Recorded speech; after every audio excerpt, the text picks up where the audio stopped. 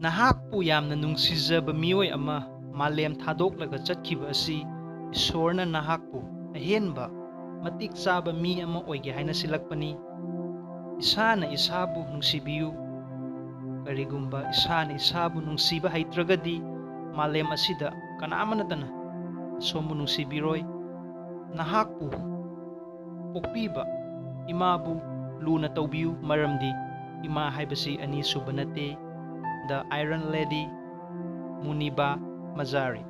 Video asidagi aigi nungsizarba iramdam Assam, Manipur, Tripura amadi Northeast lairiba viewer mayamna khangbigani madudi Soinaibi Handicapped oibi Nupi Amana wheelchair gi matengna United Nations gi ambassador, singer, model, artist, activist, motivational speaker oirakhibi maramaduna video asi hawdigi loiba fawbatang yengbiyu amadi channel asi hana subscribe tawbikradi. Thank you so much. Tawbitragadi please angang button gi subscribe adu nambiyu loina na video si WhatsApp, Facebook, social media gi through digi share tawbiyu amadi all bell button su nambiyu. Marakta advertisement utpirabasu skip tawbidana loiba fawbatang yengbiyu. Muniba Mazari 3rd March 1987 da Pakistan da pokhirami. Army Public School da tamlaba matung college tamkhirami. College loirakpa kanda imung manungna yum panbagi wa haudoklamli. Munibana yaningda Air Force pilot Khuram Sahajat kauba pa amada yum pankhirami. Chahi kharagi matung 27 Feb 2008 da Muniba amadi mahaki mapurobaga loinana gari tonglaga chatpa matamda car accident ama thokirami. Mahaki nupa adudi soyangam yaukhide adubu Munibadi accident aduda makhong saru tekhirami, makhugi saru yanglen sarusu yam phibam chadana tekhi. Lungs amadi liver su phibam yamna sokhi, makhong adu paralyze oikhi. Munibagi nupa adu masama kitang khallaga Munibabu thadoklaga chatkhi accident mapam adudagi. Matam aduda Munibabu hospital da pubagi gari fangdabana aduwaida laiba mi kharana jeep maningda hapkatlaga hospital da pukhatkirami. Layengba matamda doctor aduna Munibada haikirami, Muniba nahak painting yam pami amadi artist oiningi haina tai adubu haujikti upai leitre maramdi nahaki khut amadi khudang adu tekpana. Muniba tumina leiki. Next day doctor na haiki nahak amuk chatpa ngamlaroi maramdi maningi saru adu tekle. Mazari Muniba sore sang na holaga khanki amadi haiki it's all right.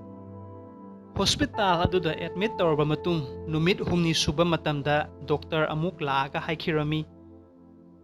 Nahaki saru adu sokpana amadi livers langsu sokpana amuk hana angang uba fanglaroi haina.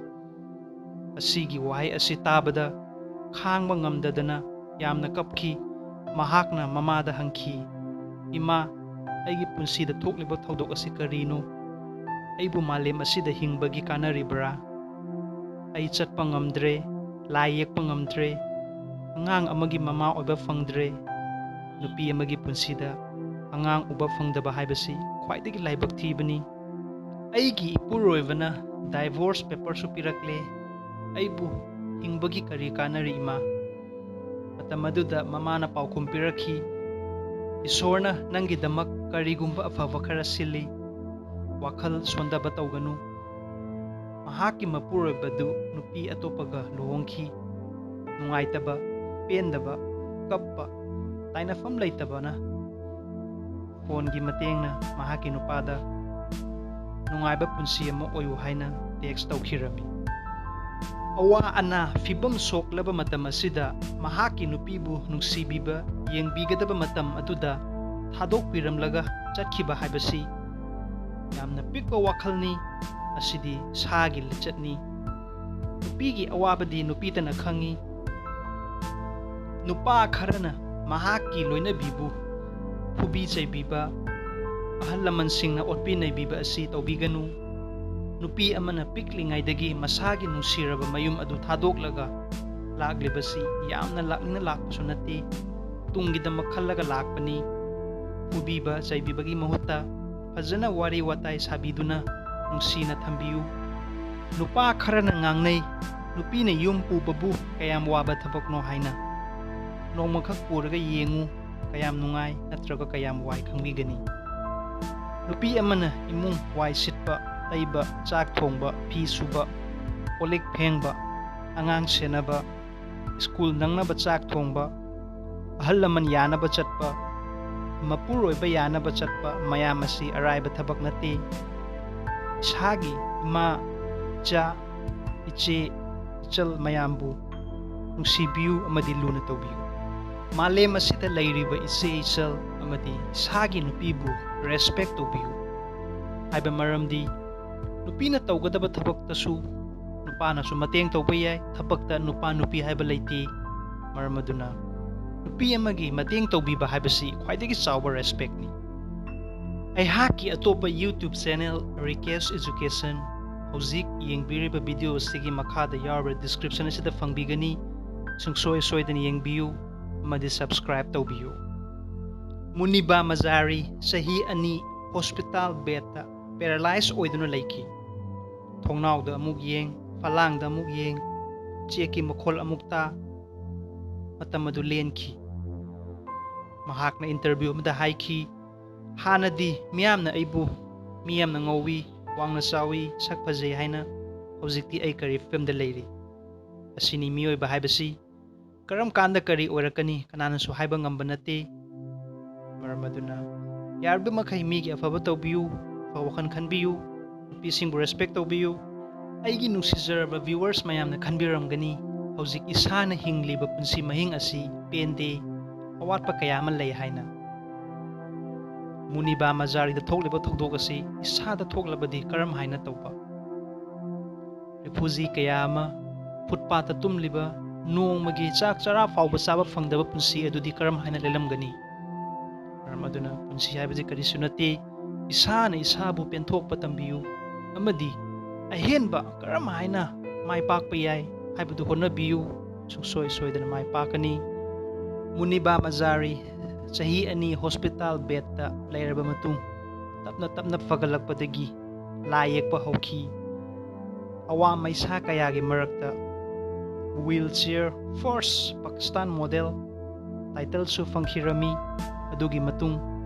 layekpaga loinana Facebook page ki thabak amapsu fangkhirami Muniba machanupa mayoki mahakna haiki isagi isa poktrabasu aina isa ama yokani haibagi wakhalda nupa macha ama yoki school singda Urdu class takpi baga loinana PTV channel dasu TED Talks ki thabak amasu tawkhirami mathangda a beauty brand Pond's company ki Pond's Miracle Women su takhirami international hairdressing salon Tony and Guy gi first ever wheelchair bound model Asyagi award su fangkhirami later laira mayambu pijat pithak tawbiba amadi nupi sing gidamakta semgiba campaign Women of Substance masamak isay sesakpini amadi 2017 da masamak ki YouTube channel Muniba Mazari hangki loinana www.munibamazari.com asi masamak ki website international level da art painting tokhiba lamsing dudi international exhibition in Dubai USEA Art Club Islamabad Nomad Art Gallery USA Project Walk Australian Charity Art Serena Hotel Exhibition madi masamaksu motivational speaker masu oiri mahakna fangkiba award singdi number 100 inspirational women of 2015 number 2 500 most influential Muslims of the world. Number 3, first Pakistani UN Goodwill Ambassador for UN Women. Number 4, Forbes Under 30. Number 5, Pakistani's wheelchair-bound model and anchor. Number 6, the Carrick Brothers Award 2017 in Serbia by the Carrick Foundation. Wheelchair da lady bi Chatpa ngamdibi nupi amana malem pumbada itihas iba ngamlaga iramdam asigi iche ichel ima mayamna karigi wakhal sontadoino. Isagi hingliba punsi asigi mahing adu isana laibak phaidako. Aigi laibakta Muniba Mazari taunadi handicap oideko haina penthokpiyu amadi hingli ngaida iramdam asigi karigumba afava khara taromge haibagi wakhal adu chenbiyu. Every Sunday pung ama taba matamda aihaki YouTube channel dagi anau-anauba biography video yengba fangbigani. Channel asigi pandamdi aigi nungsizaraba iramdam Assam, Manipur, Tripura amadi Northeast layriba viewer mayambu pukning thauna pibani. Maram aduna channel asi hana subscribe tawbikradi thank you so much. Tawbidragadi angangba button gi subscribe adu please click tawbiyu loinana all bell button sunambiyu maramdi aihakna anauba video upload tawbo khuding sagi device da fangbigani. WhatsApp, Facebook, Instagram, social media gi through desu angama makai share tawbiyu video se like tawbiramu loinana comments ta thambiramu video se karamna tawba madi kanagi biography yengbiningba suksoi soitana semjaraki. Video si hobudagi loiba fawbatang yengbibagi damak mayambu amkhai leitana thagatche. Thank you.